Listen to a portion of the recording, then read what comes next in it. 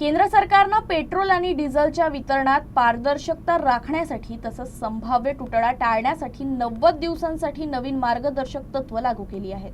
त्यानुसार औद्योगिक, व्यावसायिक आणि संस्थात्मक ग्राहकांना सामान्य पेट्रोल पंपांवरून इंधन खरेदी करण्यास मनाई करण्यात आली असून त्यांनी ठोक विक्री केंद्रांमधूनच इंधन घेणे बंधनकारक करण्यात आले आहे।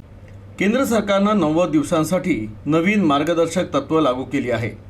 त्यानुसार औद्योगिक, व्यावसायिक आणि संस्थात्मक ग्राहकांना सामान्य पेट्रोल पंपावरून इंधन खरेदीस मनाई करण्यात आली आहे। त्यांनी घाऊक विक्री केंद्रामधूनच इंधन घेणं बंधनकारक करण्यात आलं आहे। त्यामुळे सर्वसामान्य ग्राहकांना इंधनाचा तुटवडा भासू नये यासाठी हे नवे निर्बंध लागू करण्यात आले आहे। नव्या नियमानुसार कोणताही ग्राहक किंवा वाहन चालक एका दिवसात जास्तीत जास्त 200 लिटर डिझेल खरेदी करू शकणार आहे। डिझेल केवळ वाहनाच्या मुख्य टाकीत किंवा अधिकृत सुरक्षा मान्यता असलेल्या कंटेनरमध्येच भरता येणार आहे। पेट्रोल पंपावरून खरेदी केलेले इंधन नफ्यासाठी पुनर्विक्री करण्यासही बंदी घालण्यात आली आहे। तर नियमांची अंमलबजावणी करण्याकरता अधिकृत अधिकारी आणि तेल कंपन्यांच्या वरिष्ठ अधिकाऱ्यांना तपासणी आणि जप्तीचे अधिकार देण्यात आले आहे।